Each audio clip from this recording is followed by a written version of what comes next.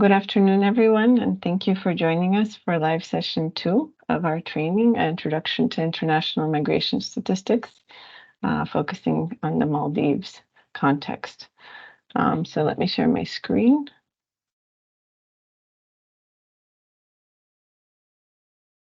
Can you see my slide? Great. So today is our second live session, and we're in the part of the course that has already completed the e-learning modules 1 and 2. So hopefully you've had a chance to review those online at your own pace. And today we have a special session because we have our live expert, Diego Iturralde, from Statistics South Africa, who is also joining us to go over some of the content and also to share his experiences.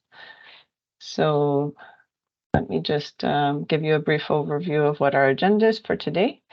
So today we're going to, as I mentioned, review some of the content that you might have seen in module 2. So go over conceptualizing international migration statistics. And then also after Diego shares some of his experiences, we're going to have a presentation from the Maldives Bureau of Statistics showcasing their recent census round. And the migration statistics production process that came out of that. And of course, we'll have time to discuss all of this, to ask Diego questions, and to share amongst ourselves, including with MED and the migration authorities. So if there's any questions, if we would like to delve further into specific aspects of any of the presentations, then of course we'll have the opportunity to do that. And just to give you an overview before we delve in, as I mentioned, we have, this is our third week, so this is the live session, and following this we have a week where you'll be exploring further module 3 on data sources for international migration statistics, and then we'll have another live session following that, and then the course will continue as you see here. So just make sure you're following along. I see that a number of you have already been completing the modules, so that's really great. And if you have any questions also, just to bear in mind that we have the online forum that you can use in the interim between the times that we meet, so that you can also post questions there. So yeah, just going to jump straight in to the content.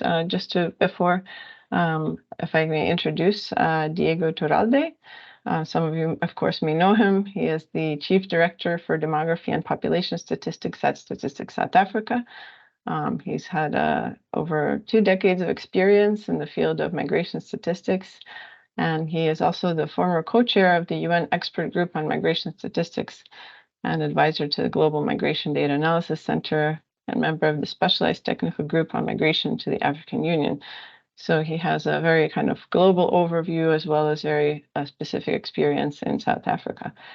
And so his professional focus is on measurement of different forms of migration and statistical systems. So thank you so much to Diego for being with us today. And if I can hand over to you for your presentation. Thank you very much, Elena. I will share my screen.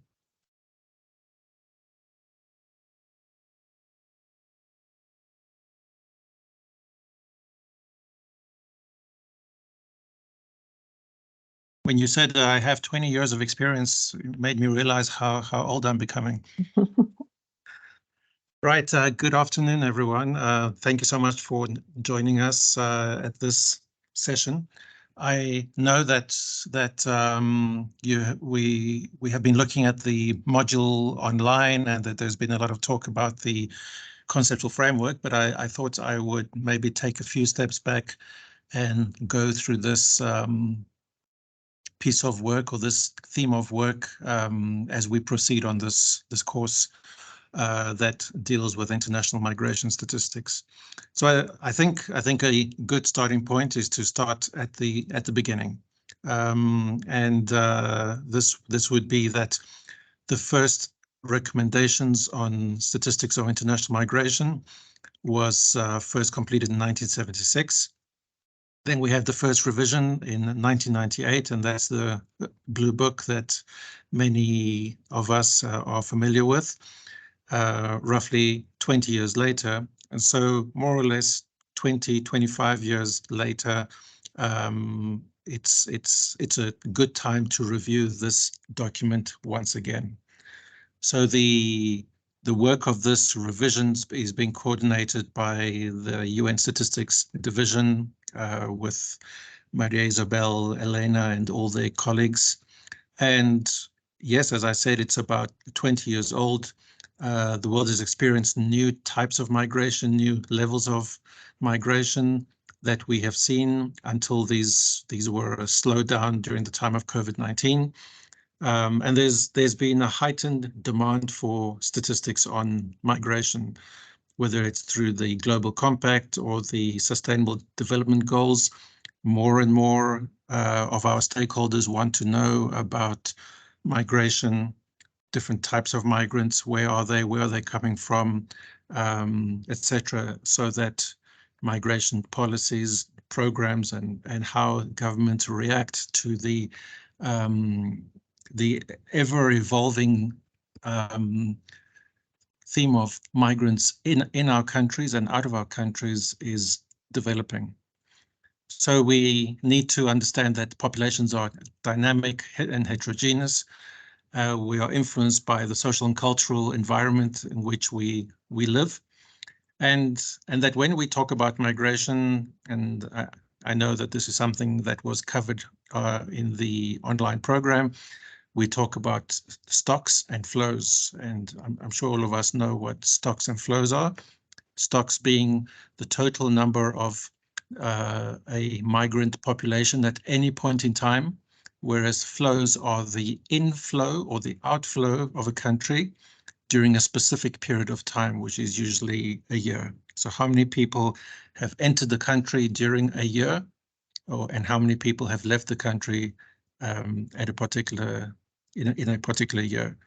And of course, these numbers can be disaggregated in however way it is essential.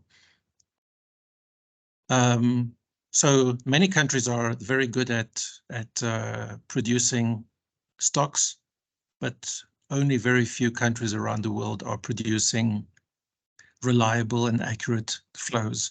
I think the last time I checked, there were only 40 countries around the world who are sharing this information with the UN Statistics Division. So a flow represents a rare event that is not easily identified.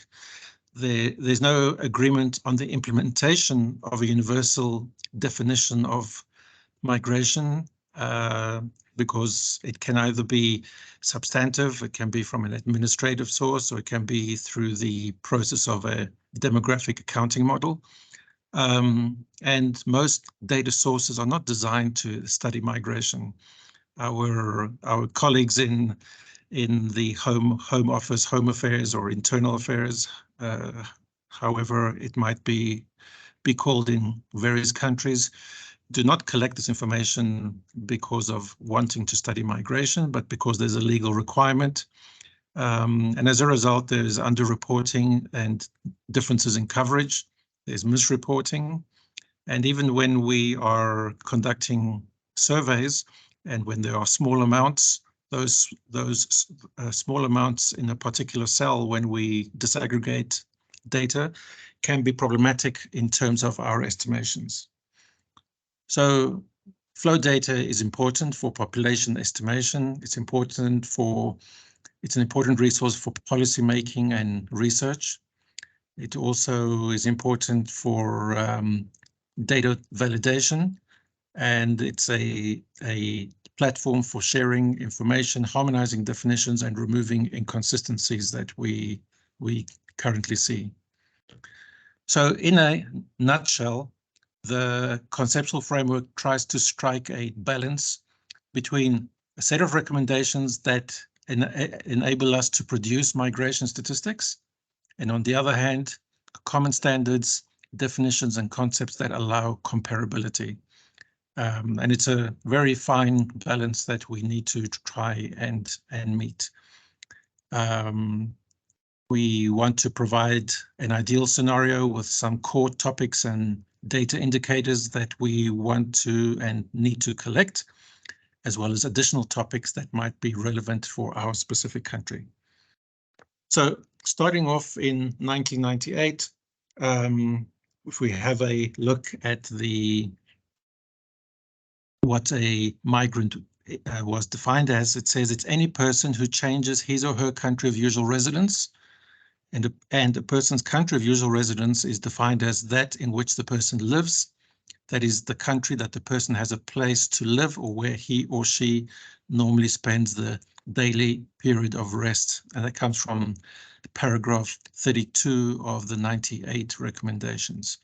It goes on further to say that short-term migration involves a period of stay between 3 and 12 months, and a long-term migration exceeds 12 months. So some of the questions related to the 98 recommendations were that the concepts long-term migrant or usual resident population were too rigid. We were not able to implement these equally across the countries of the world, and there was a need to have a very complex and advanced administrative system in order to meet the requirements of the 98 recommendations. So the key aspects of this framework are that we recognize international migration as an important part of mobility, that there are links between the stocks and flows, and these are important to understand in order to improve statistics on international migration. Thirdly, that there are 4 subpopulation groups that are defined by country of birth and country of citizenship, which form the basis for migration flows and stocks. And fourthly, that statistics on temporary international movements and their effects on temporary populations need to be acknowledged and need to be captured. So I think you may recognize this from the online module, that we would start at a population at time t with a resident population and a temporary population. And to this, we would add births. We would add new residents, which would be the immigrants, non-resident arrivals. So these are temporary population who are arriving. At some point in time, there will be deaths. There will be people emigrating. So these would be previous residents now going to reside somewhere else. And there would be the departure of the non-resident or the temporary population.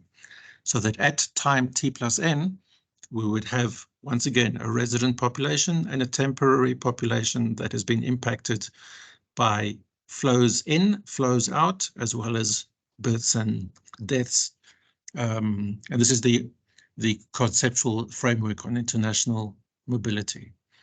Now, when defining the resident population, we have 2 options, and they are both linked to a 12-month criteria. One is that we say that a usual resident is a person who resides in a place for most of 1 year. So that means for 6 months and 1 day. That's more than 50% of the year. Or we may say that a usual resident is somebody who resides in a country for 12 months within a 12-month period for all 12 months of that year. And we have these 2 options. So where does this come from? Is that it comes from paragraph 2.50 in the UN Principles and Recommendations for Population and Housing Census, where it says that the usual resident is the place at which the person has lived continuously for most of the last 12 months, that is for at least 6 months and 1 day, not including temporary absences for holidays or work, or intends to live for at least 6 months and 1 day. So if I've recently moved to a new place and I've not yet lived 6 months and 1 day, but I intend to, or I have a permit to do so for that period of time, then that place, I can call it my place of usual residence. Or the alternative is, it is the place at which the person has lived continuously for at least the last 12 months, not including temporary absences for holidays and work, or intends to live for at least 12 months. So you may ask me, if we have two different measures, how can we compare? And my answer to you would be that we are not comparing the 12 months versus the 6 months and 1 day, but we are comparing statistical definitions of usual residence. So instead of dictating that there be one specific measure for the resident population, we are saying to all countries around the world that you should indicate what is your threshold to be recognized as part of the resident population from a statistical point of view. And then we can compare one country to the other. We can compare the concept of resident population between one country and the other, whether it be 6 months and 1 day, or whether it be 12 months, as the second option allows. So this then is just a additional breakdown where we can see on the top half of the table, we would see that these are the people who are residing for either the 6 or the 12 months, and the bottom half of those who do not meet that criteria. These are the temporary population. I don't know if you can see my mouse here, but these will be people who meet less than the minimum of the resident requirements. They belong to they are classified as temporary mobility and belong to the temporary population.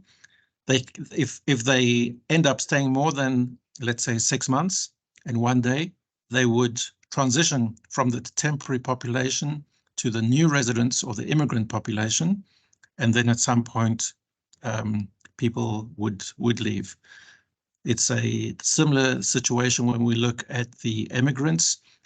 We can have either immigrants entering a country or leaving the country. Those would be the immigrants.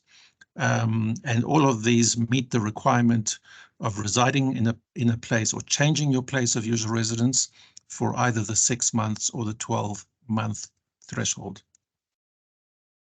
So very, very important part of this framework is the 4 sub-population groups. So these are the native-born citizens, the foreign-born citizens, the native-born foreign citizens, and the foreign-born foreign citizens, with their international migration flows and other components of population change. And this allows us to improve the accuracy and understanding.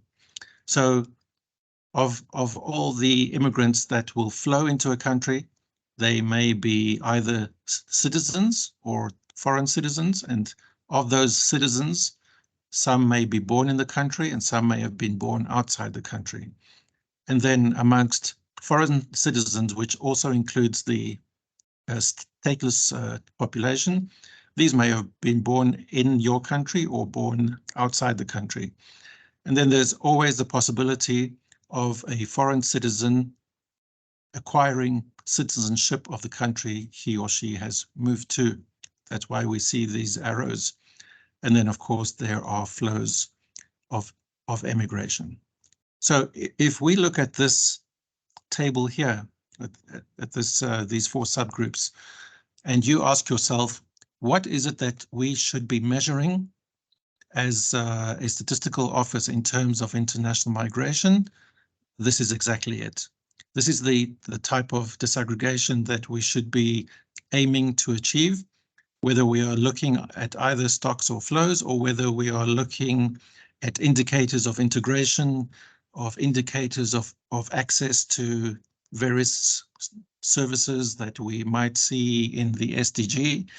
If we can disaggregate all of these indicators by these 4 blocks, then I think we are on the right path.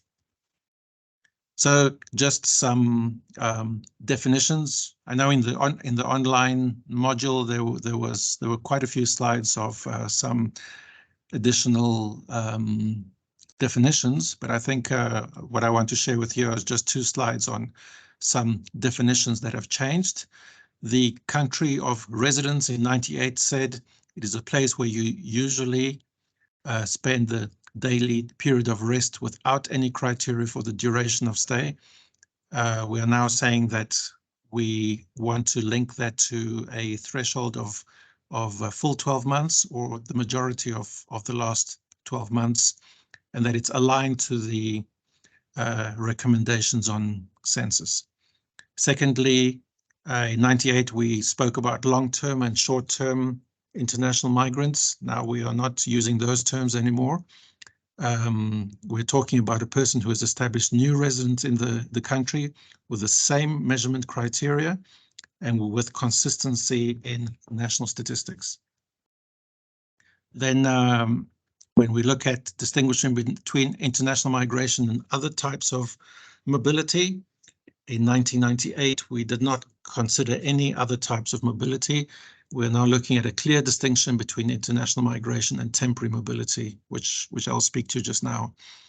And in terms of the coherence between international migration flows and immigrant population stocks, there was no coherence in this regard in 98, but in this framework, we are reconciling the demographic components of change using these 4 subgroups, which I just showed you: native-born citizen, foreign-born citizen, and then the native-born foreign citizen and the foreign-born foreign citizen. Just to emphasize, amongst the last 2, we include the stateless as part of those 2 groups. So when we talk about temporary mobility, we are talking about foreign citizens coming to participate in the labor market as cross-border workers or seasonal workers. We're talking about people utilizing education or training services, people seeking health or medical care services, and then also those people seeking asylum or protection as refugees. Now, these temporary population can be in our country for a period of days, a period of weeks, or a period of months, as long as it is less than that threshold of either the 6 or the 12 months. So you can think of a training program. If you invite myself and Elena and Maria Isabel to the Maldives to come and present something on international migration indicators, for example, we would be there for a few days. In other cases, it may be a visit for a couple of weeks. This may be training or education. It may be contract work. It may be vacation, which would be very popular in your country. Or it can be over many months. It can be an extended training program. It can be that your contract for work is over months and not just over a few weeks, or to visit family or to care for relatives. So in summary then, just these 5 points I want to make is that the quality and availability of statistics on migration flows and temporary population movements needs to improve. In order to do that, the conceptual framework is designed from a national statistics perspective, and we want to make sure that all the concepts we use and the standards we used are aligned to our national statistics systems that we're using. Thirdly, that we align stocks and flows, and this will improve the quality at a national level and comparability at an international level. Fourthly, that there are those 4 population groups which I spoke of, which are important for both policy and measurement. And finally, that there are different types of temporary population movements and their relative importance. And these will vary by country, by location, and we need to think of ways in which we can capture these temporary population types. So with that, I thank you very much for your attention. And of course, I'll be only more than happy to be able to engage with all of you, answer some questions, and maybe share some of my experience that I've had in the past. Over to you, Isabel, Elena. Thank you so much, Diego. Thank you for that very good presentation summarizing some of the content that we've seen and the international conceptual framework. Maybe now we can break for some questions on Diego's presentation and the material that you saw online. If anybody has any points that they would like clarified, please feel free to unmute or to raise your hand if you'd like to clarify any particular aspects.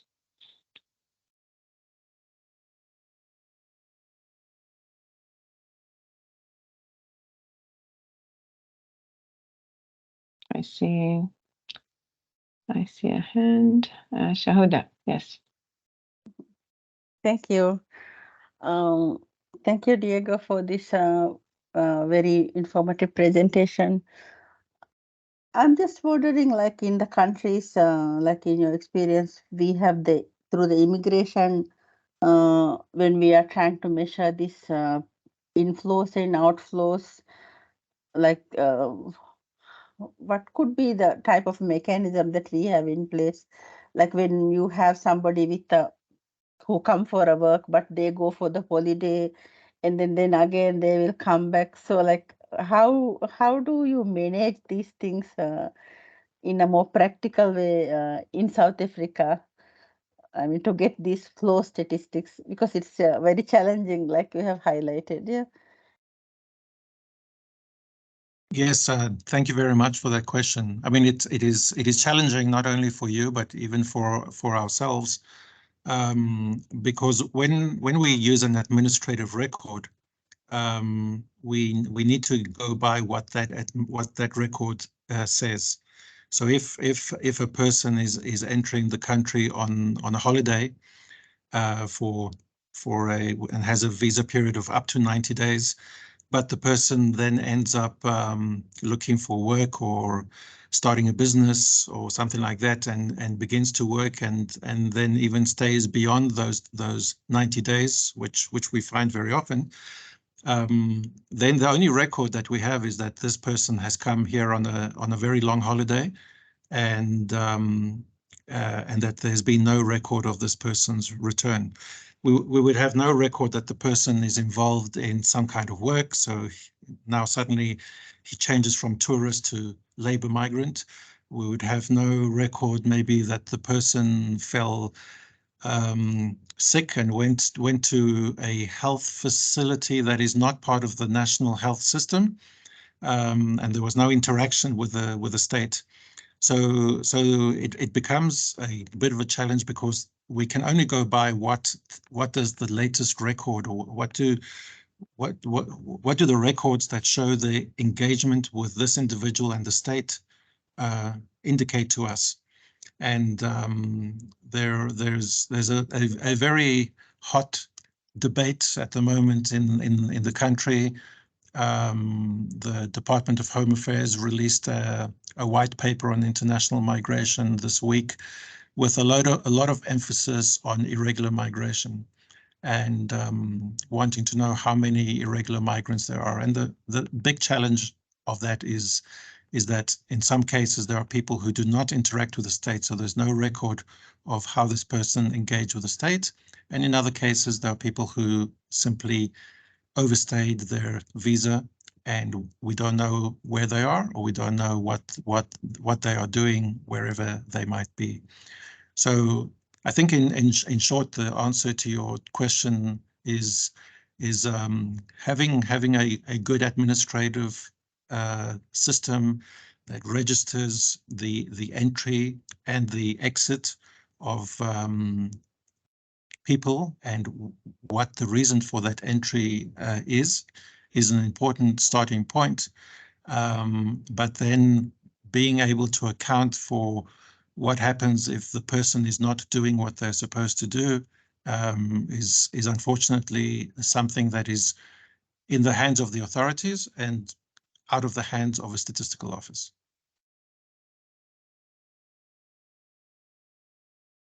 Thank you. So in that case, for example, somebody leaves after overstaying, and then we know that. So at that point in time, we can revise the statistics, yeah, the flow statistics.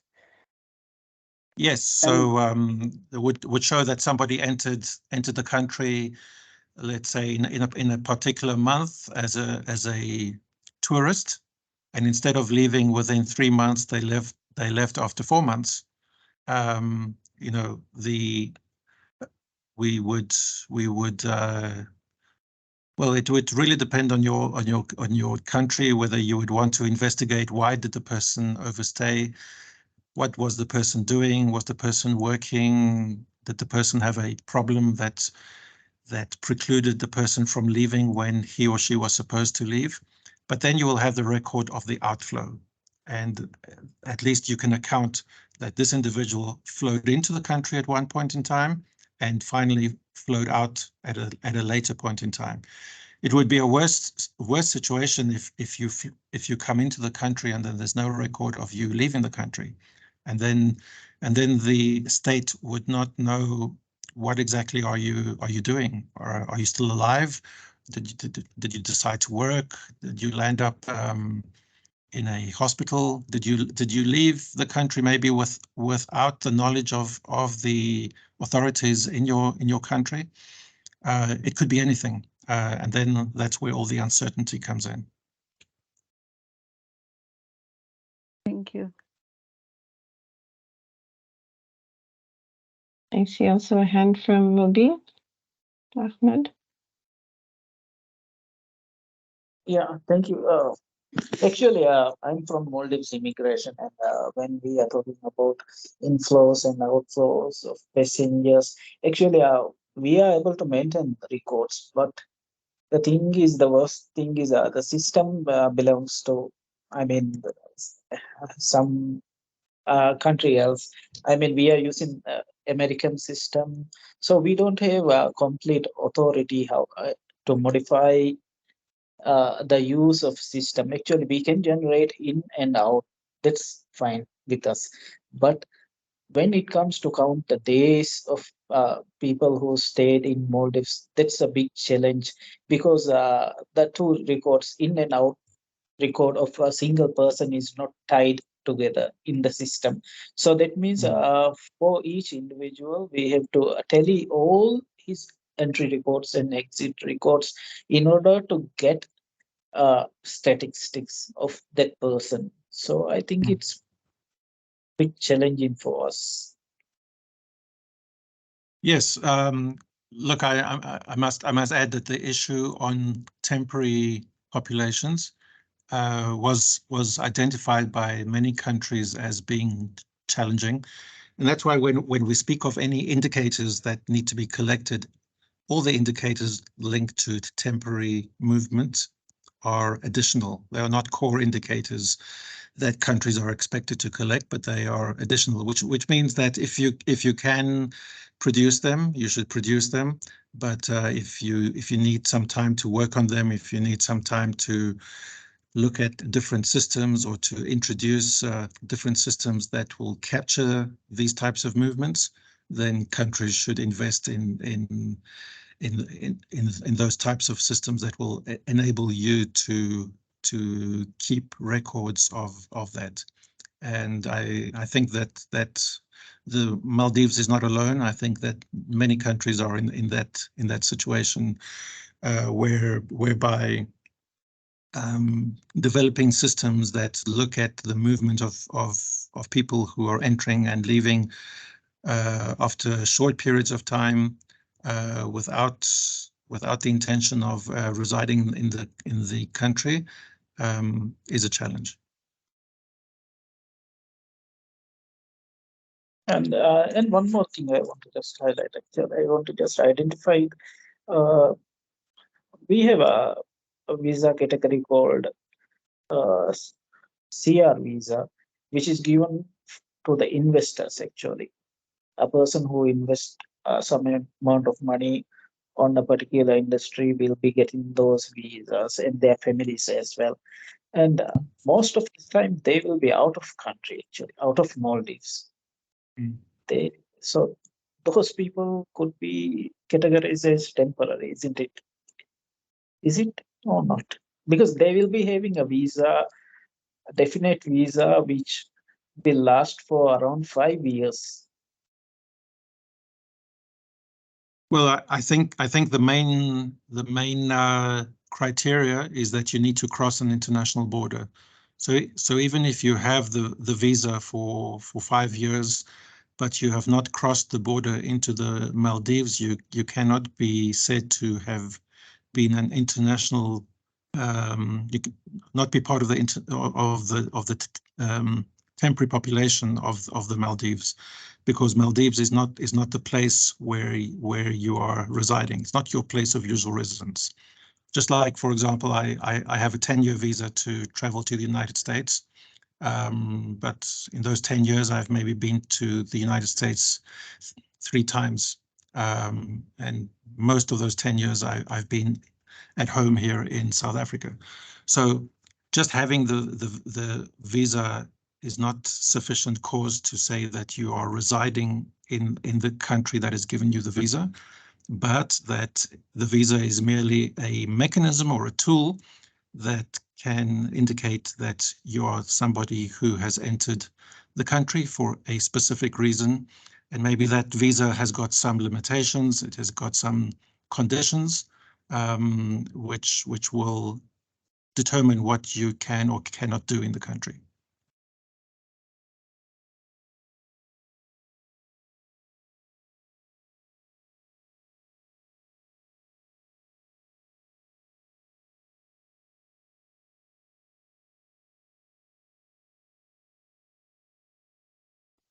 You're I muted. see, I see Shahuda as well.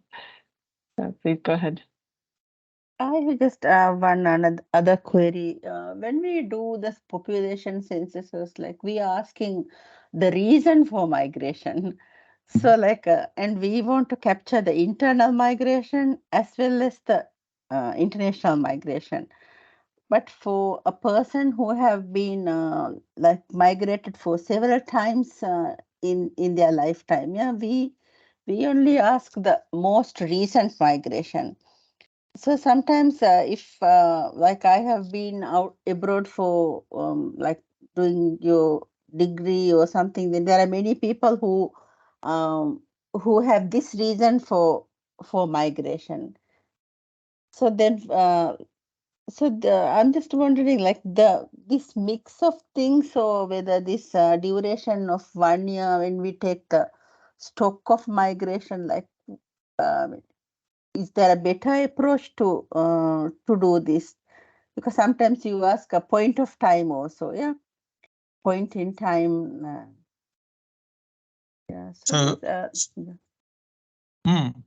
So, no, in a population census, there are basically 2 forms of international migration that we ask for. One is lifetime migration. So where were you born and where are you right now? And of course, between birth and now, you may have moved many times. You may have been born in whichever country and you have ended up living in the Maldives. Then what the other type is period migration, and it's usually linked either to the last 12 months or last 5 years, or sometimes we ask the question to the previous census. And that's what we do in South Africa. We ask you, were you living in this place 10 years ago when the previous census was held? And if you were not living in the same place, then we ask you, where were you living? Maybe you were living in another province, maybe you came from another country. And then for those people who are recent migrants, so now when I say recent, I mean it can be the last 10 years, or we can limit it to those people who moved in the last 5 years or 1 year.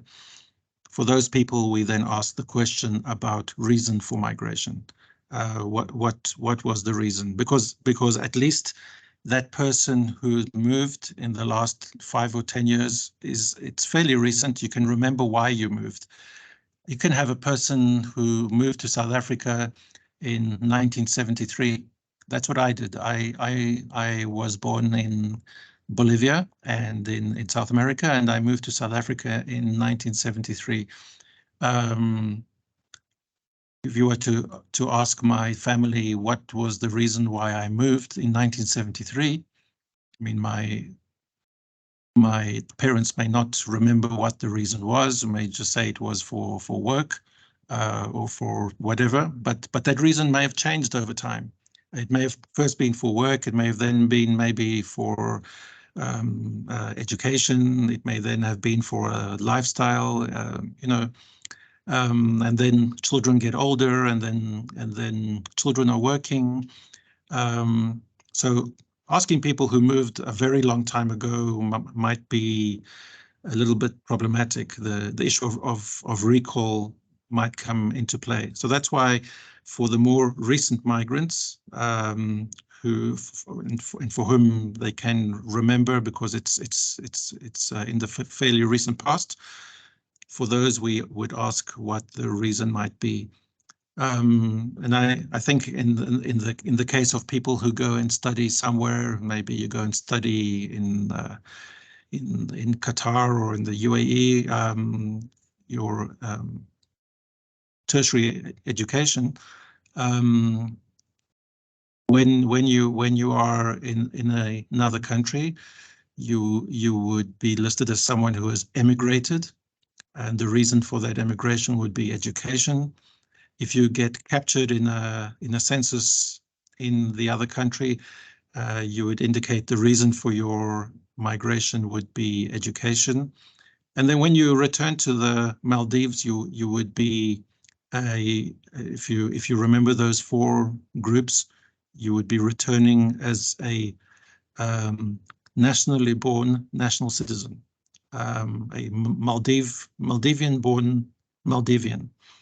And you would be captured as a returning migrant back into your country, provided that when you come back, you are coming back to reside for the 6 months or the 12 months, not coming back for a short holiday or a short visit to the family. So I think those are some of the things you need to take into account, you know, when you are an international student, and you know, your movements are maybe not typical of that of any other type of migrant. Thank you.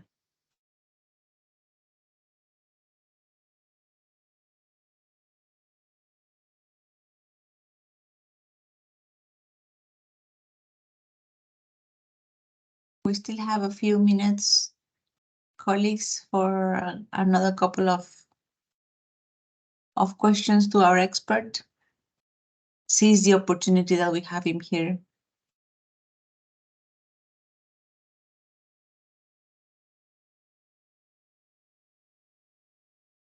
Oh, I saw a hand and then it disappeared. I see Shasna.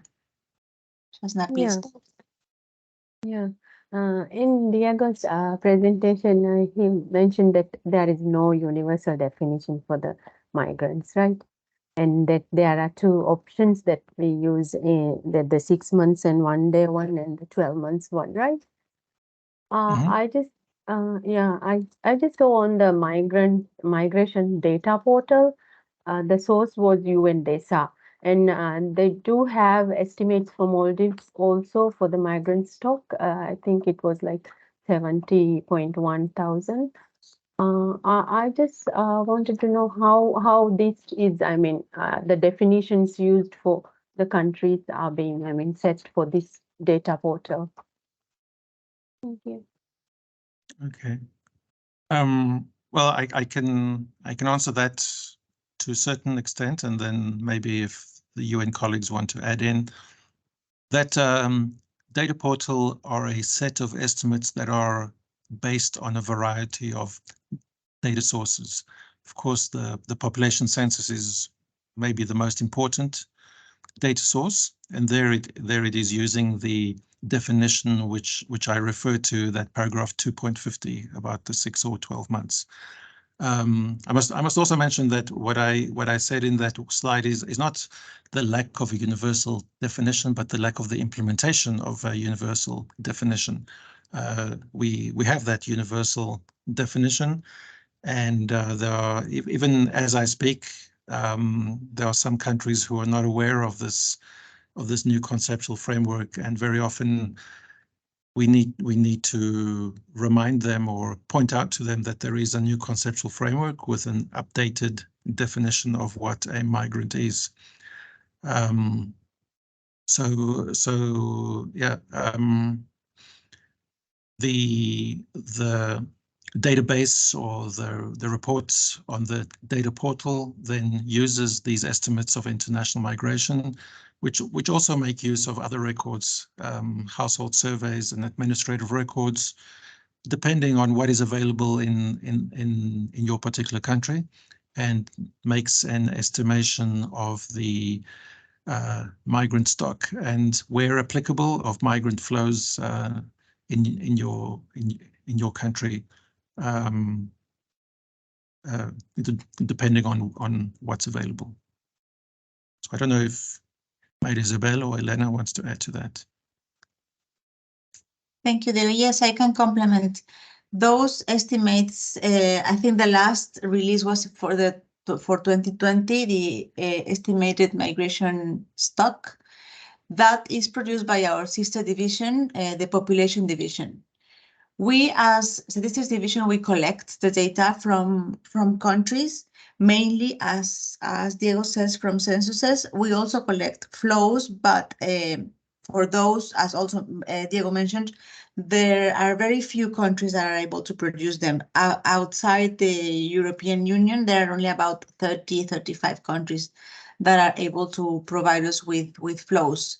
Whereas for estimates or census figures, we have about 110 countries able to submit from the last decade. So what the population division does is that they take the data that we collect from countries, both coming from censuses and the few that we have about flows, and they apply a blanket practical definition. This is really operational.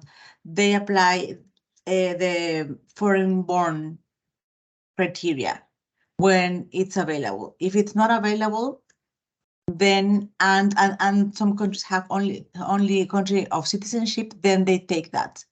If a country has both these aggregations, they have priority for the foreign-born because it's the most common. So that's what they apply.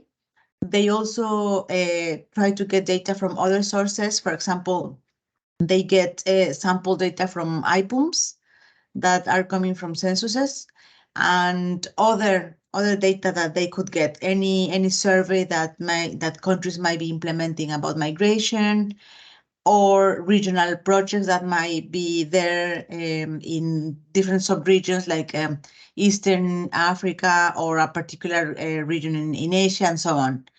And then they estimate, they massage the data until everything matches in the world, because you cannot migrate to the moon yet. So everything has to match. And the criteria that they use is a country of birth. I hope that addresses your question. Yeah, thank you.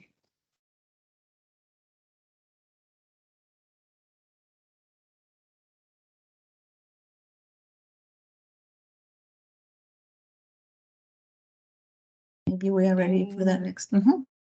Any Go ahead. questions for Diego or for Maria Isabel, perhaps, before we move on to the presentation by MVS?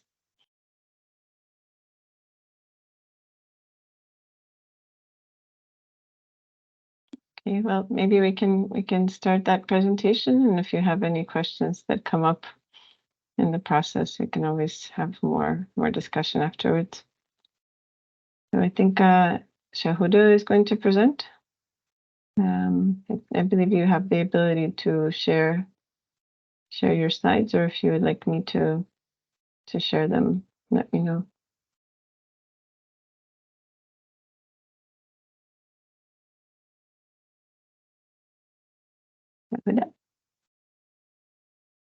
Great.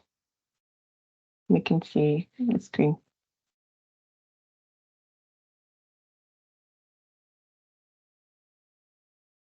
But you're on mute, just in case. Okay. So you can see the presentation, right? So you can see the, maybe if you, yes, if you can make it slideshow mode. Yeah.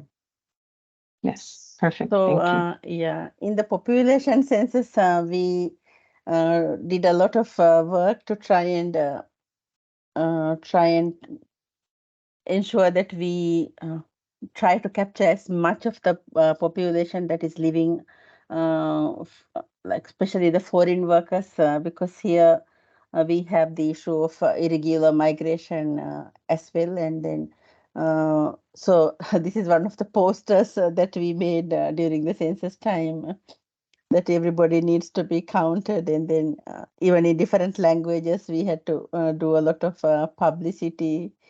We didn't ask for any documentations, just so that we will be able to have a better coverage. Otherwise, we were afraid that people might not uh, uh, see us as a regulatory authority and then might not provide. So, so during the census, that was one of the things that we emphasized a lot. And for the definition that we used, we were looking at this resident population we have been capturing for the past two censuses.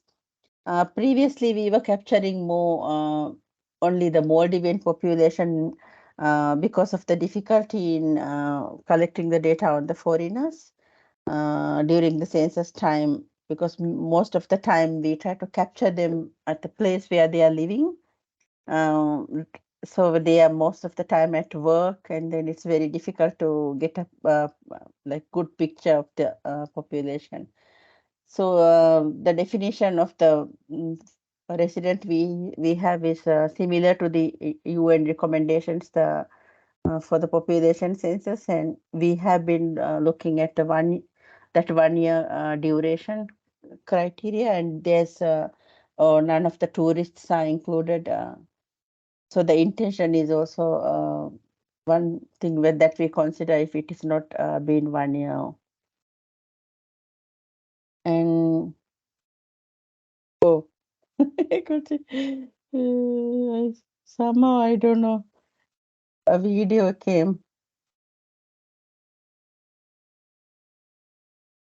So this is the total population, the resident population we had in the census 2022, 515,132. That is living in the all over the country. So in all the islands, the total population, and then we have by 6 and the Maldivian foreigners from the citizenship. You can look at their nationality. So we have a lot of high share of foreign workers that are male, because these are mostly like people who come for construction projects, and also for the resorts and different um, work areas. And then female percentage is less. We have more females like teachers, nurses, and then like the people who are taking care of the children and even elderly at home. So these are most of the people who come to the Maldives and stays.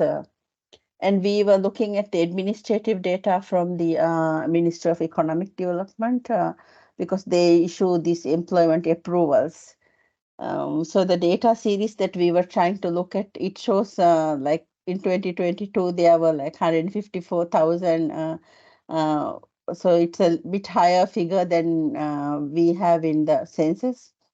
But they have also a very ballpark estimate of the people who have come to Maldives and who have not left the country, but they don't know where they are. And then so there's not a very accurate figure of the migrant stock actually in the country. So when we do the census, we often get an under coverage. So we had to do some adjustment that we used. But we cannot just derive the figure that is available from the administrative sources, because we need to also allocate them to different geographic locations. So we were looking at different data sets and to assess the coverage. In addition to the employment approval, the information is available at disaggregated level, like date of birth is available, sex, nationality, industry, occupation. So we try to do some um, use of this information to improve the data, and the Inland Revenue Authority, the visa fee data that they have, number of people who paid the visa fee to the country. Um, and then the island councils also, they have some mandate to monitor the number of people living in the locality, the migrants. But they are also, it's very difficult to manage because people are very mobile. They can be in a certain island for a project, and then they can be like not there anymore. So it's very difficult to capture this the migrants who move within the different islands. Once they cross the border, and then we know that they are a migrant, but still we don't know the locality that they are living in. So these were some of the things that we looked at, and we did some adjustments. And that is at the capital level, at the national level, and then this is the capital Male. Then these are all the 20 atolls combined. So overall, we find that we have like 26% of the resident population of our country is comprising of the migrant workers. So we do a lot of we try to tabulate this information, not really many indicators, but we do look at the population by age groups, by sex, the nationality, then by country of birth, also the duration of stay, education level, marital status, industry, occupation. So like almost all the variables that we collect for the local population, we also try to collect for the foreign, so that we can compare it, and then try to look at the characteristics and the differences. So in the labor force as well, we have a high percentage of our labor force is comprising of migrant workers. Like among the employed population, like 57% are Maldivian, but we have 43% are foreigners. But the other categories of the like labor unemployed or outside the labor force, like it's mostly Maldivian, because migrants are mostly here for the employment purposes. And so this is just a look at the total among the foreigners. We see they are almost all 99.4%. They are here for under the employed category. And this is our population projections. After each census, we try to look at the population projection. So we are seeing that we are projecting that the foreign population are going to increase like quite a lot. And they are found in this working age population, especially the males. So when you add the population by 2050, this is for our estimate of the migrant workers, and it has a big impact on the country's youth population as well, and the labor market issues are there. Then we have different sources of data apart from the census, like administrative data and the survey data. So from the household income and expenditure survey, usually we do it every 5 years. There also we collect information, but here mostly we do the regular households. So the labor quotas, where you have like more than 10 people, labor quotas are not part of the household income and expenditure survey. So this type of information are available. And then in the future, we want to include more data on migrants during our surveys. So many of the labor quotas are located in the tourist resorts. So that's one of the reason why when we do the household income and expenditure survey in the like local other islands, administrative islands we call, like we are not capturing a high proportion of the migrant workers. So when you try to compare with the census, there are some issues. So these are the key administrative data sources that we rely on now to look at the migrant population. Apart from the immigration and the employment approval data, then our surveys, we look at the from the Ministry of Tourism. They used to collect this data more regularly, but now it's like difficult for them also to get this data. So we have recently started an annual survey for the resorts so that we can get the employment of this our key industry in the country. And the education sector also, we have a high number of foreign teachers, so we can get this on a regular basis from these administrative data sources. So we try to publish this in our statistical annual publications from different sources, but we need to do more work on trying to produce more indicators, I think, and produce it in a more frequent way. So that's basically a small presentation of what we have done from the census data. Thank you.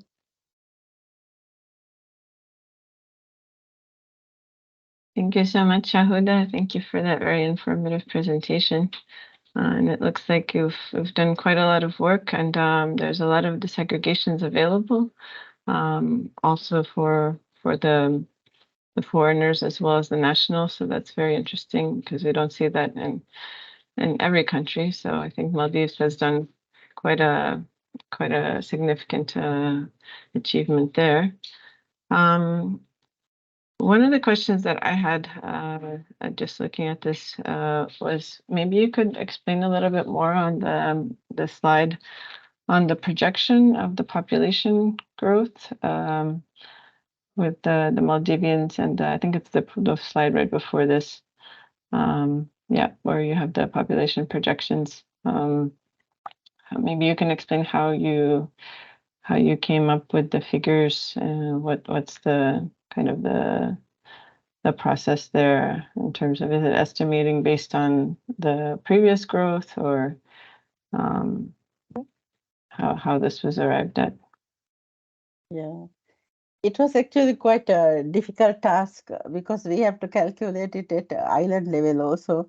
So we were looking at the annual migration, immigration data, the employment approvals, and also we did to talk to different sectors like construction, government, major projects, and housing work that was coming, like ongoing work, planned major projects, to try and see what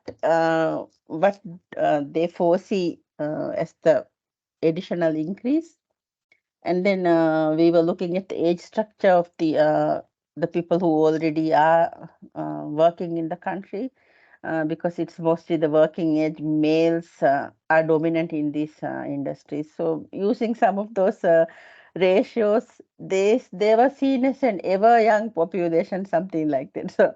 So they never grow old because these people change frequently. Like they can stay for 2 years, and then some people stay for more years. They can like renew their visa. So it's a flow of population that changes, but more or less the structure of the population, the demographics we see is like not changing so much from the data. So based on those type of data we have available, and what is happening in the island, it was more like a bottom-up approach that we used for the population projection.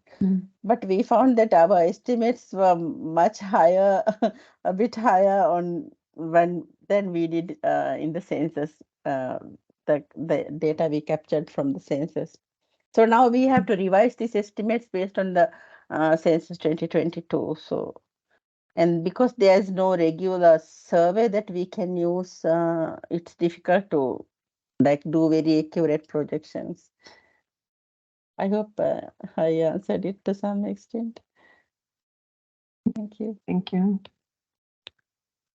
Thank you so much. Are there questions from Maria Isabel or Diego or other participants in I think migration authorities? We have some participants with us as well. Yeah, if I can say something on this last point of the population projections, yes, it is indeed a complex task, but I think that, you know, taking the approach of asking various industries about how do they think the working age population is going to evolve over time, or taking an approach that asks various role players how do they see this evolving over time, can be a little bit problematic. Most countries that do projections, and even the UN's projections, are based on a method called the cohort component method. So you would start off with a base, and then you would add fertility, you would add mortality, you would add assumptions about migration. All of these would be based on empirical sources, and even the census base that you start with. We must remember that as much as we try to count everybody in the census, we don't always succeed. So usually the first step is to take our census and to adjust it by age and sex for those people that we did not count. And then on the basis of that, we implement this cohort component method. So it would be interesting to see how does this long-term projection compare to that which the UN Population Division has done with the World Population Prospects Report, not only in terms of numbers, but even in terms of age structure, which is on the next slide, and to see, you know, how closely does it resemble what the World Population Prospects has, especially that age structure, which is very predominantly male between 20 and 34. To see is that something that we are seeing right now in 2023, and is it something that is anticipated to continue over many years? So I would certainly advise that have a look at the cohort component method, have a look at what other people have projected about Maldives, and see how close or how far off these estimates might be. Yeah, thank you for that. We do work very closely with UN Population Division as well when we do the estimate. So we will indeed compare. For the island and atoll, like locality level, mostly these industries were consulted, because we don't know, the capital has a lot of major projects, so like where they will be located. But for the totals, we did look, but it's very different, I think, from the local population, the demographics and this population. But definitely, that's a very good advice. We will do that.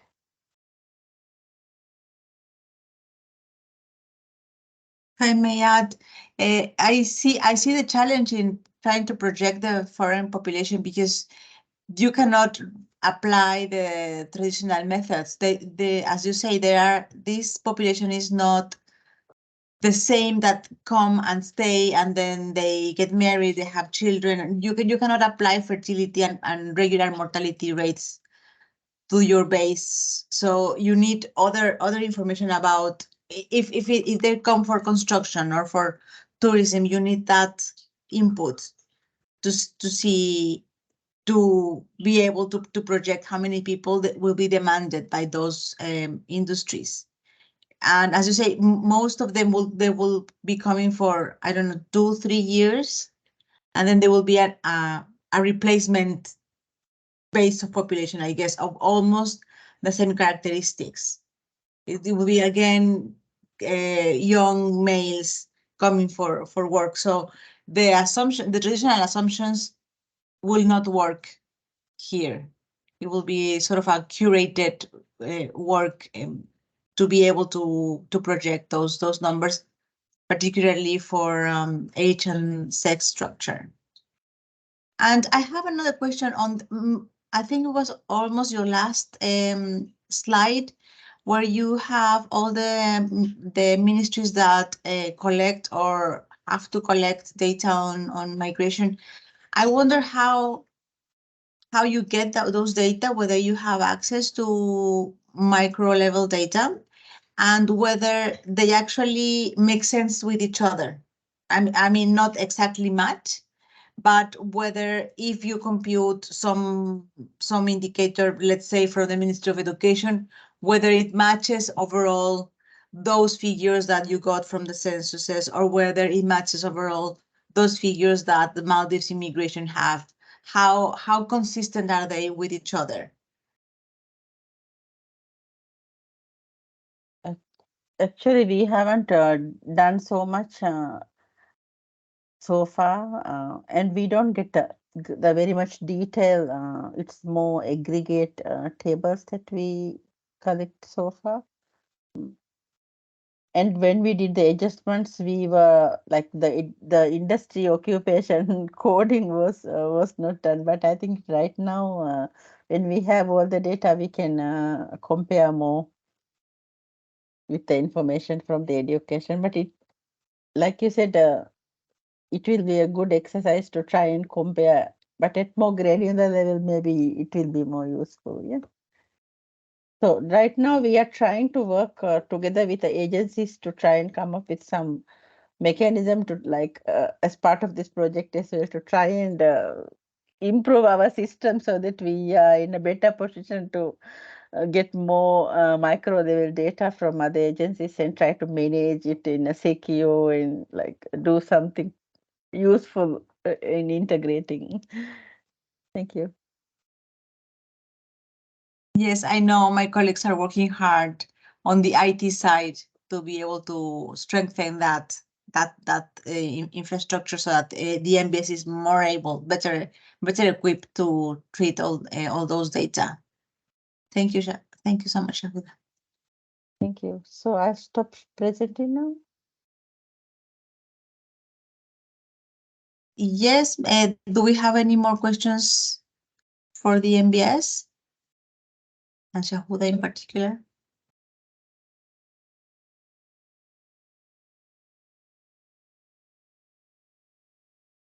Okay, then if you have any questions, of course, you know that you can post them in the forum of the e-learning. We can take them from there, or we can revisit this conversation in the next live session.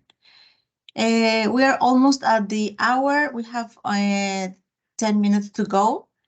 Elena, maybe you want to share again the timeline of the course so we have an overview of the next steps. Sure, let me do that just now. We wanted to check with all of you, how is it going with the e-learning on online, the modules, how you feel the pace, whether you are having any trouble, even technical problems in accessing the course, or if there's any content that it was not clear in the end, whether you have any questions in that sense, either substantive or technical.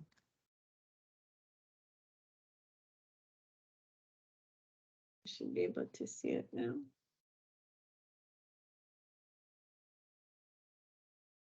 Let me go back to the timeline.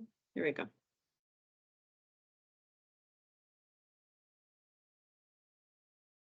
Yes, as Maria Isabel was saying, have there been any issues with the e-learning platform? Are you able to complete the modules? Is there any feedback at this point in time? Are you able to access the forum? I see that it's, for me, I can see it, but maybe for others, maybe there's some issues accessing it, or?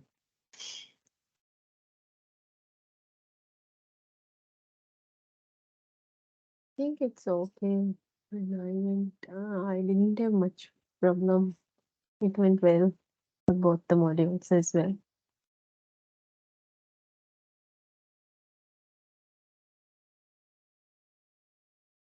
For me also no problem. I thought it was very good. Very detailed explanation, even the voice recordings of Mary Isabel and then Miriam. So I haven't completed the second module yet, but I'm halfway through. But I like it. It's very good. Thank you. Thank you. Module 2 is the one that is more dense. It has more content. Then it becomes a little bit lighter. If you go through module 2 and you make it, then you're almost halfway there.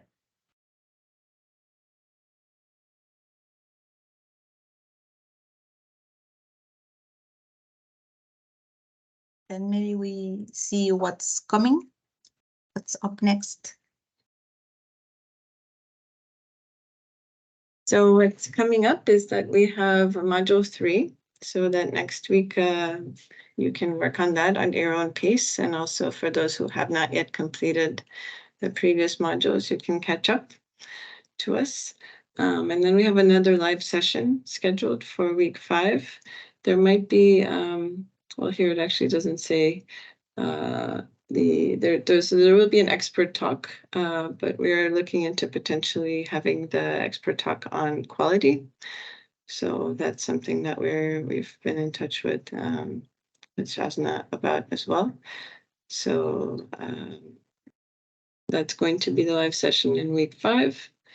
And then we have another couple of weeks where we go over modules 4 and 5 at your own pace. And then we launch into the initiation of the group project. So that's going to be towards the end of December. Are there any questions on the timeline so far? So that means week 5 live session will be on Wednesday, the 29th, right? We can keep it on Wednesday. I think that's okay for us. I have to also confirm with our expert. And I don't know if you saw my email regarding the approach. So we have a couple of experts we could invite, or we can focus on kind of more the practical exercise that has already been started with the assessment tool. Or we can have more of a kind of a general overview of quality assurance frameworks. Those are our options for that session. Okay. And then in terms of timing, does this time work for everyone? Starting at 4:30? I think it's fine, right? Everybody. Yeah, our time shifted a little bit, so so we started today at 6:30 in the morning. So, For you, it's much better, right? yeah, the extra Mm. half hour it makes all the difference. I think it's fine, right, everybody? If any reservations, just raise your hands. So you mean start at 4:30? 4:30, yeah. Yeah. Yeah. Oh, Okay, I'm fine. Yeah. I will be not in Mali, but I'll try to join.